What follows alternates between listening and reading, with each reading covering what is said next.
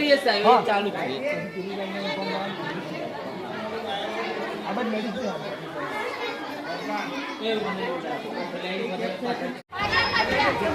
120 megapixel છે કેમેરો. કયો ફોન છે? Oppo Reno 13 pro. ઓપ્પો રેનો.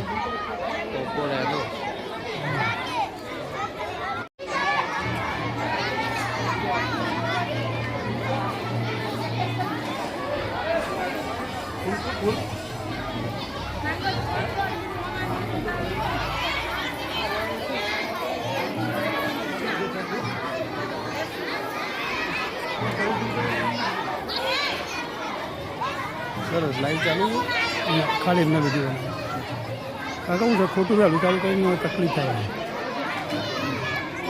કાકા હું તમારી બેટરી છે એટલે બેન્ડમાં પતી જાય.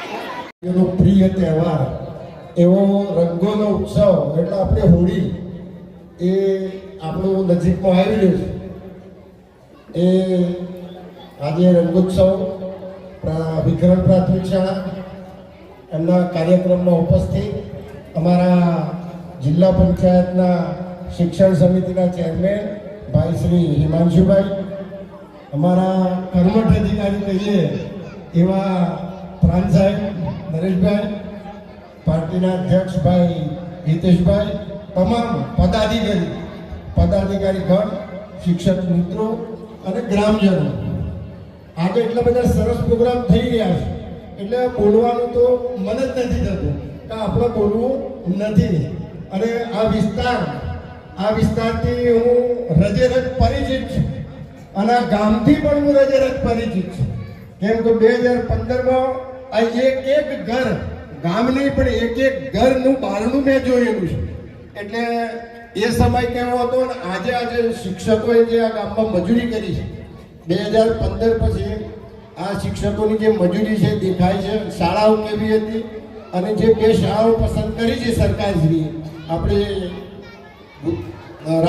કેન્દ્રની સરકાર આદરણીય નરેન્દ્રભાઈ મોદી અને ગુજરાતની ભારતીય જનતા પાર્ટીની ભૂપેન્દ્રભાઈની સરકારે આપણા છેવાડાના આદિવાસી તાલુકામાં આપણી આજે 2 શાળાઓ પસંદ કરી છે. એમાં બોર્ડર ઉપરની એક ધરોઈ અને બીજી વિખરણ, આ 2 શાળાઓ પસંદ થઈ પિયુષભાઈ.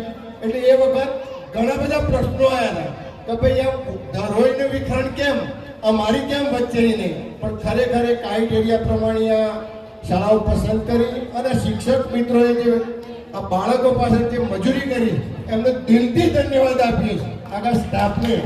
અને ખાસ આ પ્રસંગે કહેવું નથી, અમારા પ્રોગ્રામો બધાને જોવા છે એટલે હું પણ કોઈ આજે જે ચાલે છે ને હાલ એટલે અધિકારી બેઠા છે એ નથી શાંતિ જગતમાં આજે અત્યારની આ દુનિયામાં. એ જ્યાં જોવું ત્યાં લાગી બદલાય અત્યારની આ દુનિયામાં. હે કલેક્ટર કકડાટ કરે ને મામલતદાર મુજાય, કલેક્ટર કકડાટ કરે ને મામલતદાર મુજાય. સર્કલ વિચારો શું કરે આજ તારું તલાટીનું થાય અત્યારની આ દુનિયામાં. અને વાસ્તવિક અર્થ સસરાને કલેક્ટર જાણજો અને સાસુ મામલતદાર. સસરાને કલેક્ટર જાણજો ને સાસુ મામલતદાર. પરણ્યાને સર્કલ જાણજો આજ વહુજી તલાટી કહેવાય અત્યારની દુનિયામાં. વિશેષ આ સમય ખૂબ છે. વિખરણના ખૂબ મોટી સંખ્યામાં આજે વાલીઓ મળ્યા છે એટલે એક આનંદની લાગણી અનુભવું કે તમારા બાળકોને તમે નિયમિત સ્કૂલમાં મોકલજો. અને આ ગામમાં આપણે અપેક્ષા રાખીએ કે આવનારા દિવસોમાં આ ગામમાંથી સારા અધિકારીઓ આપણને જોવા મળશે એવી એક અમે આ ગામની અપેક્ષા રાખીએ છીએ. અને વ્યસનથી મુક્ત રહે ગામ. કેમ કે આપણને ખબર છે કે છોટો પાણીમાં બહેનો મારી ખૂબ મજૂરી કરે છે, પણ આમાં ભાઈઓ છોટો પાણીમાં તો છે જ. એ હું પાછો જાહેરમાં કહું છું આજે. એટલે આપણે વ્યસનથી મુક્ત થઈને આપણા બાળકોને ભણાવીએ તો એક સારું પરિણામ મળશે અને આપણા બાળકોનું દિન પ્રતિદિન એમનો પણ વિકાસ થશે. વિશેષ નથી કહેતા, આપણા અવારનવાર પ્રોગ્રામો જોવાના છે અને સાહેબને પણ સાંભળવા છે આજે વાત. એટલે આટલું કહી અને અમારું જે સન્માન કર્યું, બોલવાની તક આપી, એ બદલ આયોજકોનો આભાર. શાળા પરિવારનો ફરીથી દિલથી ખૂબ ખૂબ આભાર. કીધી છે કે વ્યસન મુક્તિથી દૂર રહેવું એ આપણે બધા અનુકરણીએ એવી આશા સાથે આપણે નવા પ્રોગ્રામ તરફ જઈ રહ્યા છે. નમસ્કાર. આજના આ કાર્યક્રમમાં જેના દ્વારા આ બધું આયોજન થયું છે એવા આદરણીય શિક્ષકો, જેના માટે આયોજન થયું છે એવા વાલા વિદ્યાર્થીઓ અને પછી બધા. પહેલા હું મારી વાત કરું, બે શબ્દો તો પતે એવું નથી અત્યારે. આપણને એમ થાય કે સૌથી પહેલું જે પ્રાર્થના હતી કે મનુષ્ય તું બડા મહાન હૈ.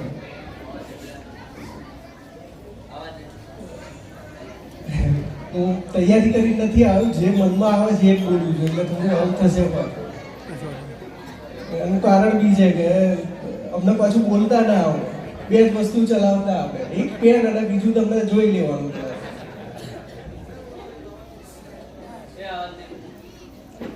મૂળ વસ્તુ એ છે કે માણસ ક્યાંથી જન્મે છે, ક્યાંથી આવે છે, એનાથી કોઈ ફરક નથી પડતો.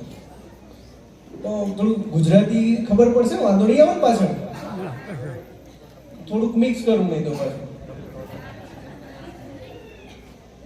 માણસ ક્યાંથી આવે છે, એ શું કરે છે, એ ક્યાં જન્મ્યો છે, એનાથી કોઈ ફરક નથી પડતો.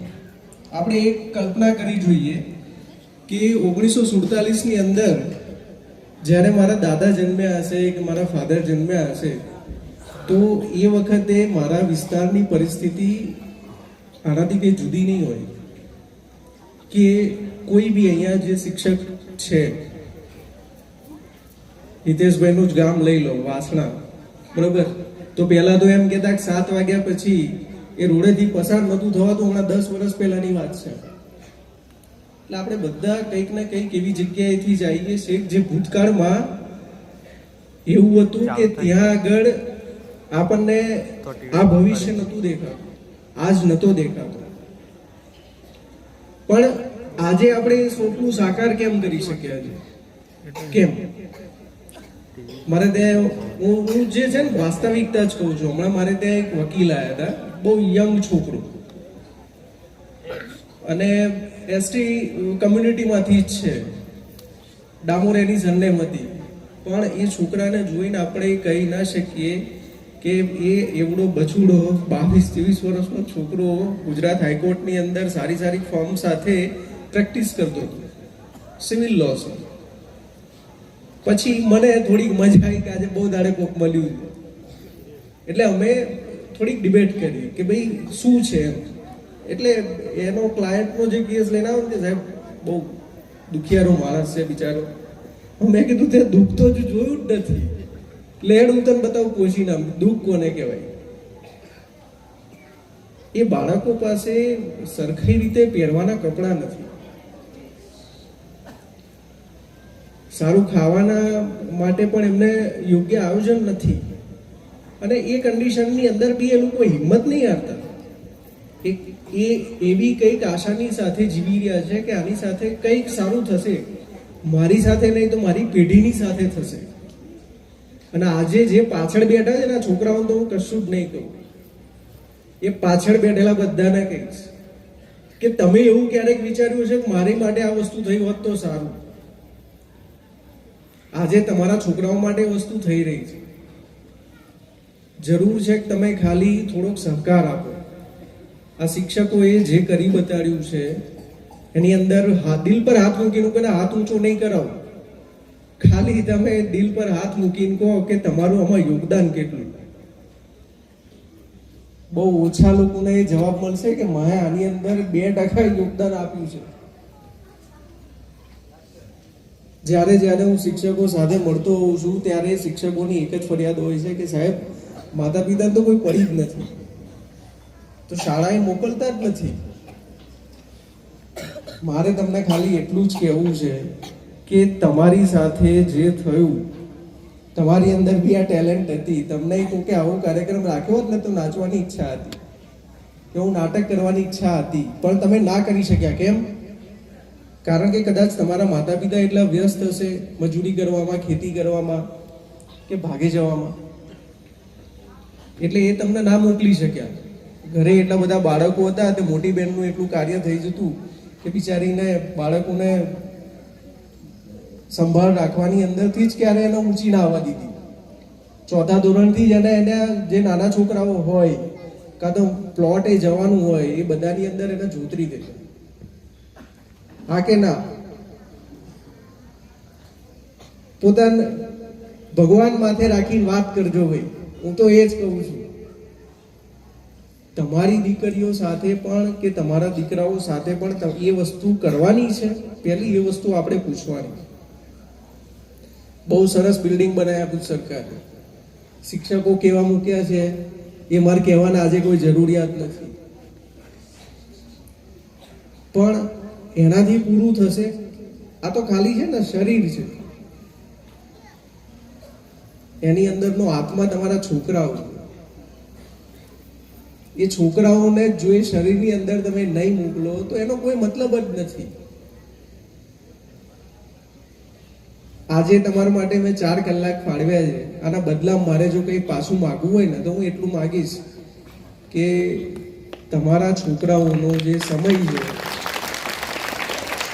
એ મને નહીં, એ છોકરાઓને આપો, એના મજૂરીએ ના મોકલતા. જે દીકરીઓ અહીંયા પરફોર્મ કરી ગઈ છે એના તમને ભગવાનના સોગંદ છે કે જો 18 વર્ષ પહેલા એ દીકરીના પરણાવી. અને બીજું કહું કે મારા દીધેલા સોગંદ કે મારી હાઈ છે ને ખબર નહીં આની લાગી જાય.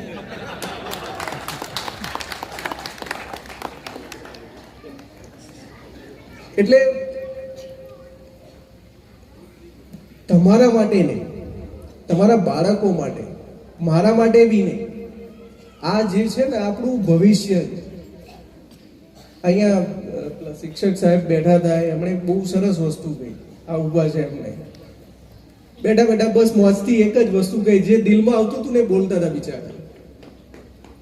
એક જ ઈચ્છા છે કે આ ગામની અંદરથી કોઈ સરકારી નોકરીમાં લાગે ને પછી રિટાયર થવું ને એટલે કે ભયો ભયો.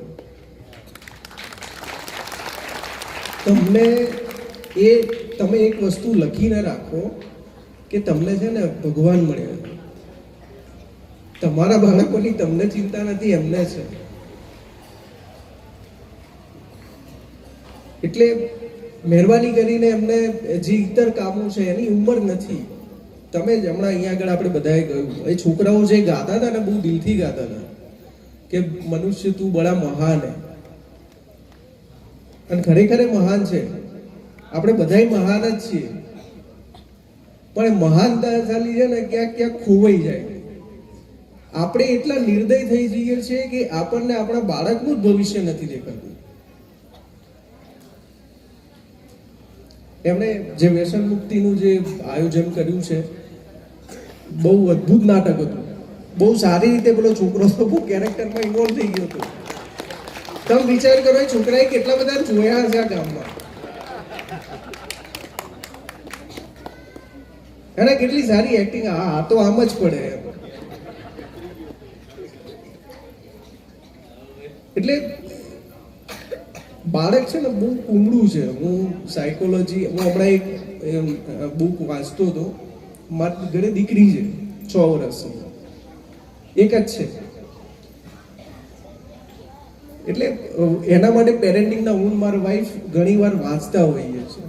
એટલે એમાં એક જ વસ્તુ લખ્યું કે બાળક છે ને કોરી સ્લેટ છે, કે તમે જેવું એના પર નાખશો ને એ બધું ઝીલશે, બધું જ લખાશે એનું.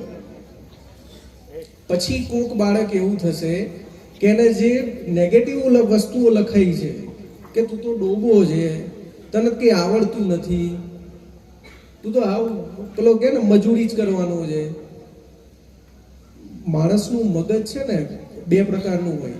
હમણાં એક બુક હું વાંચતો હતો, એટલે એની અંદર મેં જોયું કે જાગ્રત મન અને અર્ધ જાગ્રત મન, જે જાગતા આપણે જોઈએ છે એ વસ્તુ, અને બીજું એવું કે જેમાં તમને ખબર ના હોય પણ તમારું અંદરનું, તમારો આત્મા એ વસ્તુ કામ કરતો હોય,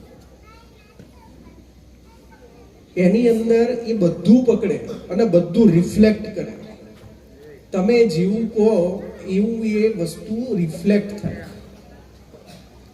હવે તમે કહો તમારા છોકરાને તો નાલાયક છે, ગધેડો છે, તો બિચારું એ જ બને ને.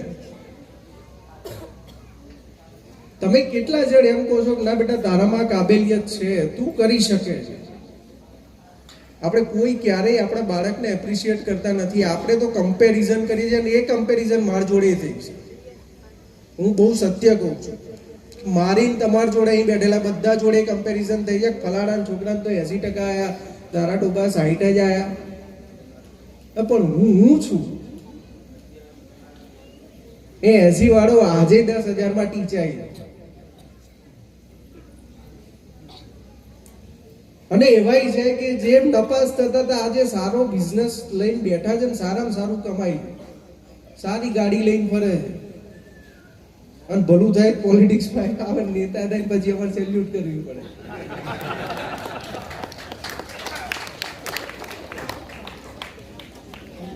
વસ્તુ એ છે કે રંગોત્સવ કાર્યક્રમ જે કર્યો છે એ તમને બતાડવા માટેની વસ્તુ છે. તમારા બાળકો માટે જુઓ અમે આ કરીએ છીએ, થોડુંક તમે બી કરો. એટલે આજે તમને બધાને મારે સમ દેવાના છે કે કોઈએ દીકરી 18 વર્ષથી ઉપર પરણાવવાની નહીં, કોઈએ નહીં. અને જો પરણાવશો ને તો મેં કીધું મારી હાઈ તો લાગશે. બીજું કે રેગ્યુલર તમે છોકરાઓને સ્કૂલ મોકલો. મેં અહીંયા જોયું સ્કૂલનું મેદાન બહુ નાનું છે, છોકરા તમારા જ ભણવા આવે છે, તો એક મેદાનની વ્યવસ્થા આપણે ના કરી શકીએ?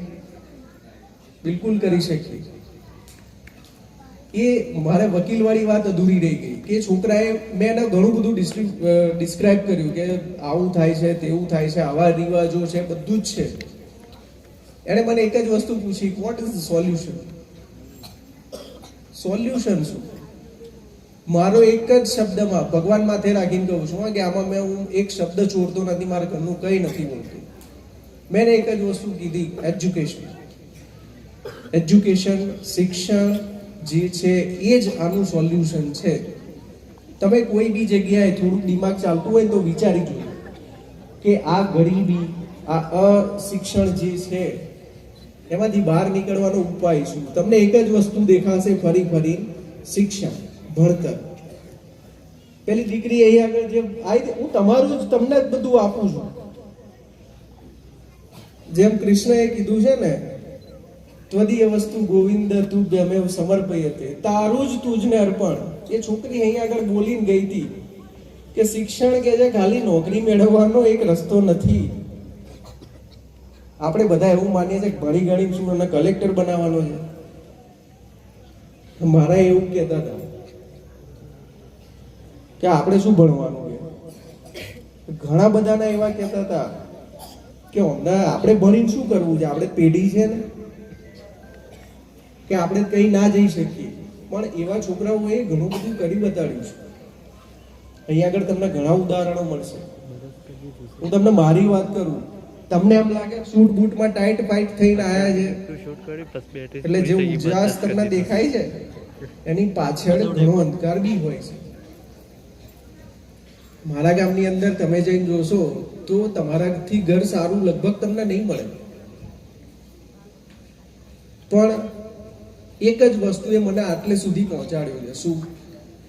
એજ્યુકેશન.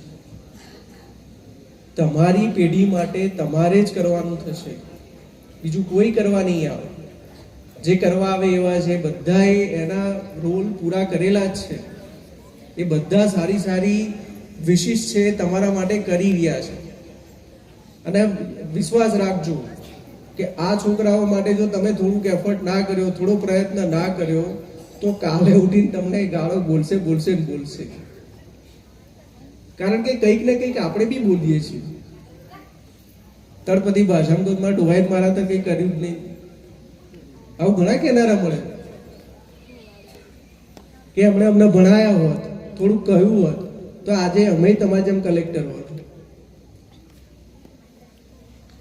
બિલકુલ દરેક વ્યક્તિની અંદર કંઈક આવડત છે. કોઈકને સારું રમતા આવડે છે, કોઈકને ચિત્ર દોરતા આવડે છે. આ છોકરાઓએ જે પરફોર્મન્સ કર્યા છે, બહુ સારા પરફોર્મન્સ કર્યા છે. આપણે એક જ વસ્તુ લઈને ગયા, સ્કૂલે જાય એટલે એને પાસ થવો જોઈએ. એટલે પાસ નથી કરવાનો ભાઈ. ભણતર એ વસ્તુ છે કે જે તમને જીવતા શીખવાડે. ગુરુ જે અંધકારમાંથી તમને ઉજાસમાં લઈ જાય, અજવાળામાં લઈ જાય, એ ગુરુ છે. આ શિક્ષકો એ છે. એ અંધકાર કયો? તમારા જીવનનો અંધકાર કે જેમાં તમે ગરીબી જુઓ છો, લાચારી જુઓ છો, અસ્પૃશ્યતા જુઓ છો, આ બાળ વિવાહ જુઓ છો, એ અંધકારમાંથી આ શિક્ષકો તમને બહાર લઈ જવા માટે એ ગુરુઓ છે. એટલે પહેલી મદદ આપણે આપણી જાતને કરવી પડશે, પછી બીજું કોઈ આપણી મદદ કરી શકશે.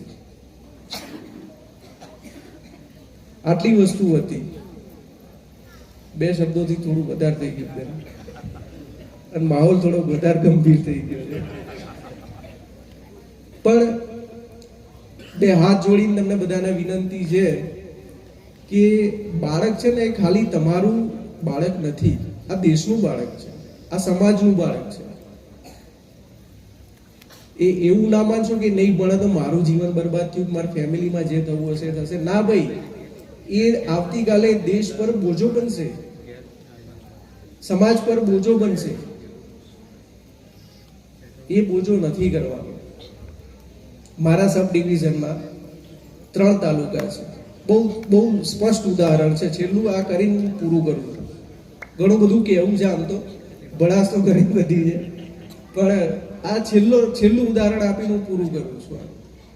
ખેડબ્રહ્મા, પોશીના અને વિજયનગર 3 તાલુકા એક જ સબ ડિવિઝનમાં, અને એની અંદર આદિવાસી બહુલ પ્રજા. વિજયનગરની અંદર જાઓ તો તમને કોઈ ગામ નબળું ના મળે. લોકો બધા એજ્યુકેટેડ અને નોકરી કરતા. એ જ વસ્તુ તમે પોશીના કે ખેડબ્રહ્માના આદિવાસી વિસ્તારની અંદર જાઓ તો તમને એનાથી બિલકુલ વિપરીત મળે છે. કેમ? એક જ જેનરના લોકો છે, એક જ સમાજના લોકો છે, છતાં બી આસમાન જમીનનો ફેર છે. ઘણો બધો ફેર છે. એમના વચ્ચે એક જ અંતર રહી ગયું છે, શિક્ષણ. એ લોકોએ, એમના બાપ દાદાઓએ એમને આગળ પડીને પોતે ભણ્યા અને પોતાના છોકરાઓને ભણાયા. ગામે ગામ તમને સરકારી નોકરિયાતો મળશે. એવા છે કે આઈએએસ છે ને આઈપીએસ બી છે. સારા લોકો મળશે તમને.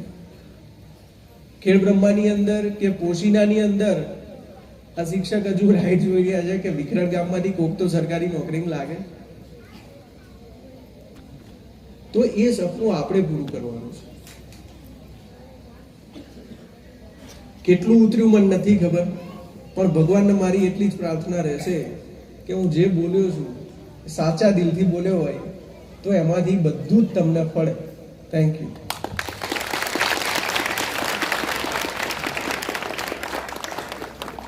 સાહેબે બહુ હૃદયસ્પર્શી અને બહુ પ્રેક્ટિકલ વાત કીધી છે કે ખાલી શિક્ષક બાળકોને ભણાવશે તો એમનું ભણતર નથી, એમનું ઘડતર નથી, પણ મા બાપે પણ ભણતર અને ભણતર બંનેમાં. સાહેબે બીજો એક મુદ્દો એડ કર્યો, સબકોન્શિયસ માઇન્ડ અને કોન્શિયસ માઇન્ડ. અને અત્યારે આપણી એવી ટીકાકારો તો મેં પણ સાંભળી છે, એ અત્યારથી તમે જો બાળકોના મગજમાં ભરતા રહેશો તો કદાચ 14 વર્ષ પછી જ્યારે કોન્શિયસ માઇન્ડ સાથે વર્તણૂક કરતો હશે ને ત્યારે એને એ બધી ટીકાઓ યાદ આવશે અને એનું પરફોર્મન્સ ડાઉન થશે, એનો કોન્ફિડન્સ ડાઉન થશે. એટલે સાહેબે બહુ જ સચોટ વાત કરી છે કે બાળકોને હંમેશા પ્રેરણા આપો, એમનો પ્રોત્સાહન વધારો, એના સબકોન્શિયસ માઇન્ડની અંદર સારા વિચારોને નાખો. અને ત્રીજી વસ્તુ જે એમને કીધી કે બાળકને ખાલી સ્કૂલમાં મોકલવું એટલું જ નથી, એનો સર્જનાત્મક ભાગ, એનો કલાત્મક ભાગ, કારણ કે ઘણા અહીંયા બહુ સરસ ગાઈ શકે છે, ઘણાની એક્ટિંગ બહુ સારી છે અને ઘણાના પરફોર્મન્સ બહુ સરસ હતા, તો કોઈકનો કોન્ફિડન્સ બહુ સરસ હતો. તો ખાલી ભણતર એટલું જ ઇમ્પોર્ટન્ટ નથી. તમે એને સ્કૂલે મોકલશો તો કદાચ એ નહીં ભણે તો ચાલશે, પણ એનો એક કલાત્મક અને સર્જનાત્મક ભાગ એના મગજનો એ વિકસિત થશે અને કદાચ એ એને મોટી ઊંચાઈ સુધી લઈ શકે. જો સચિન તેંડુલકરને એમના મમ્મી અને પપ્પા એવું કીધું હોત કે તું ખાલી ભણવા જ જા, તો કદાચ આપણને સારો એવો મહાન ક્રિકેટર ના મળે. માટે બહુ જ પ્રાઉડ મોમેન્ટ છે. કદાચ છેલ્લા 1.5 મહિનાથી એમને જપ અને શાંતિથી શ્વાસ નહીં લીધો હોય, કેટલી રાતો એમને ઊંઘ નહીં આવી હોય, અને એ રેસ્ટલેસનેસ અને ભાવ એમની અંદર દેખાઈ રહ્યો છે. એકવાર જોરદાર તાળીઓ થઈ જાય. બીમારી સામે લડીને પણ સાહેબે આ પ્રોગ્રામ પૂરો કર્યો છે.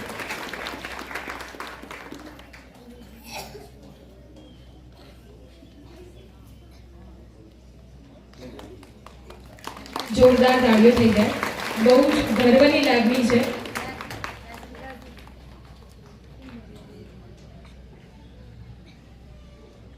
એક શિક્ષકની આંખમાં જ્યારે લાગણી ઉભરાતી હોય ને, જ્યારે એની આંખના ખૂણા ભીના થતા હોય ને, ત્યારે સમજી લેવું કે એને કેટલી મહેનત કરી છે આ જગ્યાને બનાવવા માટે. એટલે એકવાર જોરદાર તાળી. અંતરિયાળ વિસ્તારની વિખરણ પ્રાથમિક શાળામાં રંગોત્સવ કાર્યક્રમ 2026માં ખેડબ્રહ્મા, કોશીના અને વિજયનગરમાં સદભાગ્ય કહેવાય કે આ બાળકોનો ઉત્સાહ અને શિક્ષકોનો ઉત્સાહ વધારવા માટે પ્રાંત સાહેબ આટલા વ્યસ્ત શેડ્યુલ વચ્ચે પણ હજી ઉપસ્થિત છે. તો આ તબક્કે હું એમને ખૂબ ખૂબ સ્વાગત કરું છું અને અમારા જ માર્ગદર્શક એવા સુરેશભાઈ ભગત તેમજ સાબરકાંઠા જિલ્લાનું શિક્ષણનું હૃદય કહી શકાય એવા ડાયટના સિનિયર પ્રાધ્યાપક શ્રી ઓઝા સાહેબ અને સાબરકાંઠા જિલ્લા પ્રાથમિક શિક્ષણ સંઘના પ્રમુખ વિનયભાઈ, મહામંત્રી સુરેશભાઈ, ખેડબ્રહ્મા તાલુકાના યુવા મોરચાના મારા મિત્ર તેમજ ખેડબ્રહ્મા તાલુકાના ટીપીઓ શ્રી દીપકભાઈ, બીઆરસી પિયુષભાઈ અને સર્વે આમંત્રિત મહેમાનો, એસએમસીના સભ્યો, ગામના પ્રથમ નાગરિક એવા સરપંચ અને આ બાળકોના વાલી મિત્રો અને મારા પ્રિય વિદ્યાર્થીઓ, આ તબક્કે આપ સૌને હું આવકારું છું અને સ્વાગત કરું છું. આજે વિખરણ પ્રાથમિક શાળા અને વિખરણ ગામ માટે એક ઐતિહાસિક અને ગૌરવપૂર્ણ દિવસ છે. આજે આપણે અહીંયા જોયું, આમ તો પહેલા જ્યારે એમ કહેવામાં આવ્યું કે રંગોત્સવ જેવો વાર્ષિક ઉત્સવનો કાર્યક્રમ વિખરણ ગામે છે, ત્યારે એમ લાગતું હતું કે ખરેખર આવો કાર્યક્રમ આ અંતરિયાળ વિસ્તાર વિખરણની અંદર શક્ય છે ખરો? પણ આ કાર્યક્રમની અંદર જોયું કે અહીંયા સ્ટેજ ઉપર જે બાળકો પરફોર્મ કરે છે એમાં કોઈ પણ એક પણ બાળકના મોઢા ઉપર ક્યાંય પણ ગભરામણ જોવા નથી મળતી. પહેલથી જ સ્ટેજ ઉપર આવે, બાળક રસતું હોય, એનો ચહેરો તેજથી ચમકતો હતો. અને એક પણ ગીતમાં અથવા તો એક પણ ડાન્સમાં ક્યાંય પણ એની ભૂલ જોવા નથી મળી. એટલે આ વાલીઓને કહેવા માંગુ છું કે તમે કલ્પના કરી હતી કે મારા બાળકની અંદર આવી શક્તિઓ સમાયેલી છે ખરી, અથવા તો મારું બાળક આ પરફોર્મન્સ કરી શકે? અહીંયા પરફોર્મન્સ જોયું તો જે નાચે છે અથવા તો જે ડાન્સ કરે છે તો કોઈ હીરો હિરોઈનના કામ નથી, એટલી જ એમના શરીરમાં તાકાત અને પરફોર્મન્સ છે. અને જ્યારે એ વક્તવ્ય આપે છે તો એ વક્તવ્ય પણ આપણી લોકલ લેંગ્વેજને એ દૂર કરી અને ગુજરાતીમાં નહીં પણ હિન્દીની અંદર વક્તવ્ય ખૂબ સરસ આપ્યું. જ્યારે અભી જિંદા હું તો જી લેને દો, એ ગીત વખતે એ જે દારૂડીએ જે પરફોર્મન્સ આપ્યું એ નસરુદ્દીનને પણ પાછળ મૂકી દીધો, એવું એને પરફોર્મન્સ આપ્યું. અહીંયા જે બાળકીએ ભજન ગાયું તો ભજન દિવાળી બેન ભીલને પણ પાછું મૂકે એવું એને ભજન ગાયું છે.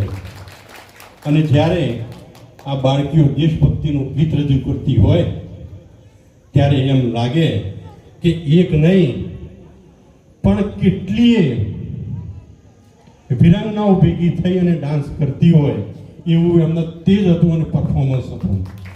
એટલે આજે વાલીઓને જ કહેવા માંગુ છું કે આપણું જે બાળક છે એની અંદર ઘણી શક્તિઓ સમાયેલી છે અને એ અમારા શિક્ષકો એને ઓળખી અને એ બાળકની અંદરથી બહાર લાવવાનું જે કાર્ય કર્યું છે અદ્ભુત છે. અને આજે હું વાલીઓને કહું છું કે ટ્રાઇબલ વિસ્તારની અંદર બાળકોને સુવિધા કદાચ ઓછી મળતી હશે, આવવા જવામાં ક્યાંક અડચણ હોય, ક્યાંક ભૌતિક સુવિધાઓ ઓછી હોય, પણ બાળકની અંદર ક્યાંય પણ તમને એવું લાગ્યું? તો જવાબ છે ના. દરેકે દરેક બાળક એ તેજસ્વી છે, એ ધારેથી કરી શકે એમ છે, પણ એને માત્ર જરૂર છે માતા પિતાને હૂંફની. જો માતા પિતા એને સહકાર આપશે, સાથ આપશે, તો આ બાળકો માત્ર આ સ્ટેજ ઉપર જ નહીં પણ સમગ્ર ભારતના સ્ટેજ ઉપર તમને જોવા મળશે. માત્ર કલાકૃતિ જ નહીં પણ કોઈને કોઈ જગ્યાએ વ્યવસ્થિત નોકરી કરતા હશે અને સારી સારી કંપનીઓમાં પણ ઊંચા હોદ્દા ઉપર જોવા મળશે. આમાંથી જ તમને કલેક્ટર જોવા મળે. પણ અહીંયા જવાબદારી, બાળક કોઈ પણ નબળું નથી, ભૂલ છે તો એ માત્ર એ આપણી ભૂલ છે. અહીંયા શિક્ષકોને આજે એ કહીશું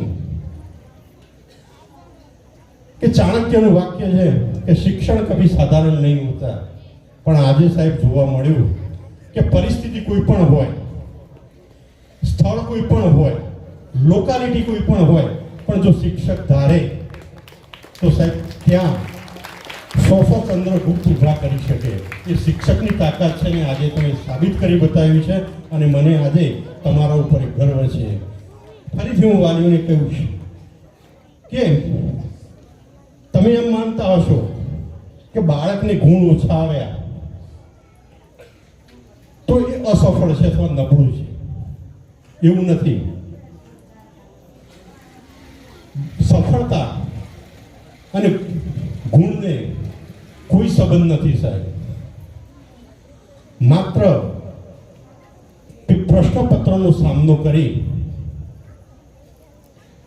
અને આપણે માની લઈએ કે બાળક નબળું છે, ના. કારણ કે ગુણ એ બાળકની સફળતા નક્કી નથી કરતો. હા, બાળકે કેટલું તૈયાર કર્યું છે એ તૈયાર કરેલું અને કેટલું યાદ રહ્યું છે અને કેટલું પેપરની અંદર કંડારી શક્યો છે, માત્ર પરીક્ષા એટલું જ દર્શાવે છે. હાલ જ ઉદાહરણ આપ્યું બેને કે સચિન તેંડુલકરનું, પણ સચિન તેંડુલકર 10મું ફેલ હતો, છતાંય આજે એ સૌથી વધુ સંપત્તિ ભેગી કરી શક્યો છે. એટલે માત્ર અભ્યાસના ગુણથી એની મૂલવણી કરશો નહીં. હા, બાળક આપ રોજ શાળાએ મોકલજો, અને બાળકોને પણ હું કહું છું કે આપણા સપનાઓ એ ઊંચા રાખજો, પગ જમીન ઉપર રાખજો. અને ખાન સર કહે છે એમ કે बुक्स से ज़्यादा ध्यान और लोग से ज़्यादा ध्यान अपनी बुक्स पे देना. અને આ જે તમારા શિક્ષકો તમને જે શીખવે છે એ બરાબર મગજમાં ઉતારજો, તો ચોક્કસ તમે તમારા જીવનની અંદર સફળ થશો, એ હું ચોક્કસપણે માનું છું. અને આજે ફરીથી એકવાર આ બાળકોને ખૂબ ખૂબ ધન્યવાદ કે બાળકો, તમારી અંદર ખૂબ તાકાત છે, તમે ધારો તે કરી શકો એમ છો. એટલે તમે તમારો અભ્યાસ ન મૂકતા કાયમી શાળાએ આવજો ને કાયમી ભણવાનું રાખજો, તો 100% તમે તમારા જીવનની અંદર તક આપી એ બદલ સમગ્ર શાળાના શિક્ષકોનો હું ખૂબ ખૂબ આભાર માનું છું. ધન્યવાદ. ઊભા છે તો પ્રશ્ન એ છે કે પહેલા પગે કોને લાગવું? તો ગુરુને લાગવું જોઈએ, કારણ કે ગુરુએ તો ગોવિંદનું જ્ઞાન કરાયું છે. એટલે સાહેબે ચાણક્યથી લઈ અને અત્યારે ખાન સર સુધીના તમામ એક્ઝામ્પલને આવરી લીધા છે. એટલી સરસ સ્પીચ સાહેબે આપી છે, એ બદલ એકવાર સાહેબનો આભાર થઈ જાય, જોરદાર તાળીઓ થઈ જાય. હવે આપણે આપણા કાર્યક્રમને આગળ વધારીએ.